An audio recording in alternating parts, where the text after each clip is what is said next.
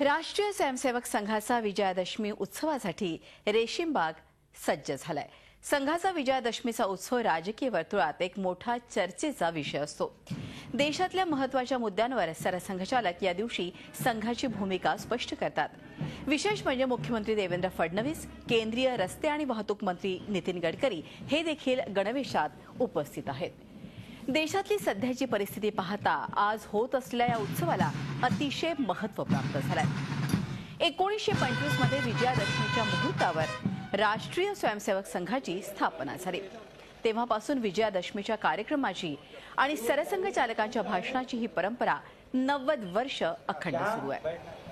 सकाळीच रेशीमबागेतल्या संघ मुख्यालयात पथसंचालन करण्यात आलं। थोड्याच वेळात मोहन भागवत दसऱ्याच्या बौद्धिकाला सुरुवात करते।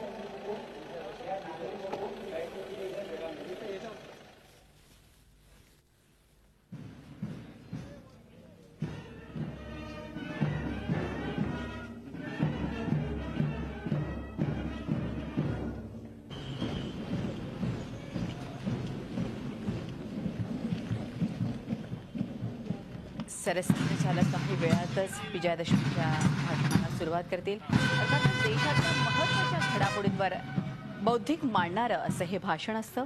सरसंघचालकांच्या भाषणाकडे सगळ्यांच्याच नजरा लागलेल्या आहेत। RSSचा हा विजयादशमी उत्सव आपण बघू शकतो। सकाळीच पथसंचलनाने या उत्सवाला सुरुवात झाली। त्यातली ही दृश्य आपण आपल्या स्क्रीनवरती बघू शकता। स्वतः मुख्यमंत्री देखील गणवेशात हजर झालेले आहेत। नितीन गडकरी हे देखील हजर आहेत। आपण बघू शकतो अतिशय शिस्तबद्धता या पथसंचलनामध्ये आपण पाहतोय।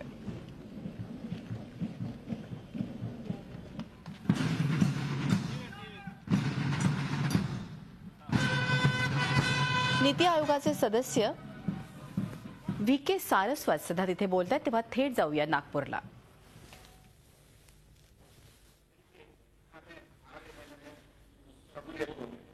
हमें टेक्नोलॉजी का भी इस्तेमाल करना है। तो ऐसी चीजें हैं जैसे ICT अभी हो चुका है, इंफॉर्मेशन कम्युनिकेशन टेक्नोलॉजीज, कनेक्टिविटी बढ़ गई है, ब्रॉडबैंड अवेलेबल है हर जगह, और हमारे हर देश के नागरिक के पास करीब करीब स्मार्टफोन नहीं तो फोन है।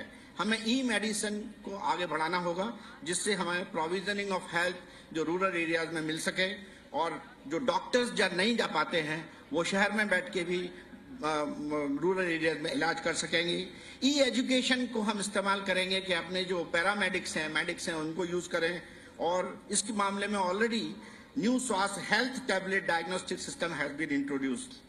पर मैं एक बात मानता हूं कि ये सब इंफ्रास्ट्रक्चर अगर हम कर भी दें, परंतु इसके बावजूद हमें एक बहुत बड़ी चीज करनी होगी, वो है हमारे डॉक्टर्स जो इसमें एक बहुत बड़ा रोल पैदा करते हैं। उन्होंने जब वो ग्रेजुएट हुए थे तो हिपोक्रेटिक ओथ ली थी।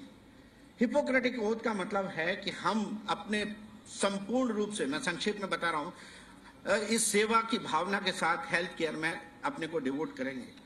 हमें अपने आप से सवाल पूछना होगा कि क्या हम कर रहे हैं।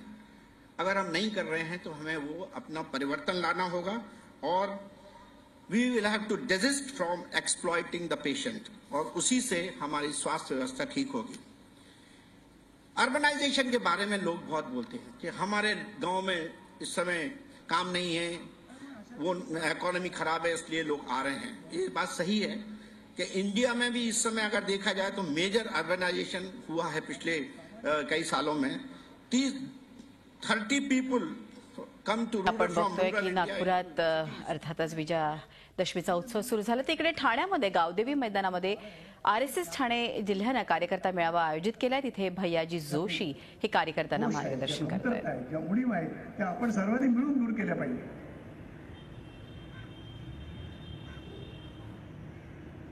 खरं म्हणजे या देशामध्ये ज्ञाती संस्थांच्या उणीवा नाही, तर ज्या काही उणीवा आहेत त्या हिंदू समाज म्हणून आहेत, पण त्याचं दूर करण्याचं साधन एक ज्ञाती संस्था, हे एक शक्ती केंद्र आहे, यांच्या मदतीनेच करावं लागेल। आणि म्हणून अशा प्रकारच्या परंपरांचा विचार करताना, वरवर वाटणाऱ्या दोषपूर्ण पद्धतींचा विचार करताना त्या अत्यंत नाजूकपणे हाताळण्याची गरज असते। ते कायद्याचा बडगा दाखवून ते करू नये, करणं योग्य होणार नाही. त्याच्यामध्ये सामाजिक जीवनामध्ये एक अनावश्यक असंतोष निर्माण होण्याची शक्यता असते. म्हणून ही मर्यादा सगळ्यांनी आपापल्या मर्यादा सांभाळण्याची आवश्यकता आहे.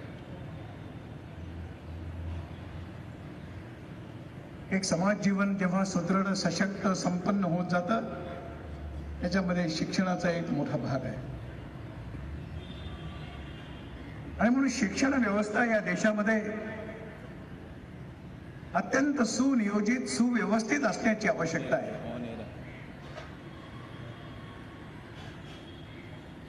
औपचारिक व्यवस्था कदाचित ठीकठाक करता येतात, पण भारतीय समाज जीवनामध्ये, हिंदू समाज जीवनामध्ये औपचारिक शिक्षणापेक्षा अनौपचारिक शिक्षणाला महत्त्व जास्त आहे. मुलगा घरामध्ये शिकतोय, मुलगा मोठ्यांचं अनुकरण करत करत शिकतोय. हे कोणत्या क्लासरूम मध्ये शिकवत आहे? मोठ्यांचं अनुकरण करावं, श्रेष्ठ गोष्टींचं जतन करावं, हे शिकवणाऱ्या शिक्षण संस्था नाहीत. आणि शिक्षण संस्थांचं काम आहे की नाही हाही प्रश्न आहे. हे घरामध्ये झालं पाहिजे, कुटुंबामध्ये झालं पाहिजे. सामाजिक जीवनामधली जे शक्ती केंद्र आहेत त्यांनी हे काम केलं पाहिजे. धार्मिक क्षेत्रातल्या संत महंतांच्या माध्यमातून हे काम झालं पाहिजे. आणि म्हणून शिक्षणाला ज्यांनी केवळ एक वेगवेगळ्या प्रकारच्या पदव्या प्राप्त करणं एवढ्या पुरतं ज्यांनी सीमित केलं शिक्षण, हातामध्ये पुष्कळच्या पदव्या तर राहिल्या, परंतु ज्या प्रकारचा माणूस पाहिजे त्या प्रकारचा माणूस उपलब्ध राहिला नाही. आणि म्हणून माणूस घडवण्याचं जे शिक्षण आहे ते कुठे मिळेल? आणि त्याचं सर्वात जर कोणतं प्रभावी केंद्र असेल तर ते कुटुंब आहे, पालक वर्ग आहे, माता पिता आहेत. तेच त्या बालकामध्ये श्रेष्ठ निर्मित करू शकतात. आणि म्हणून पालक वर्ग याची भूमिका आहे आपल्या समाज जीवनात. झी 24 तास रहा एक पाऊल पुढे.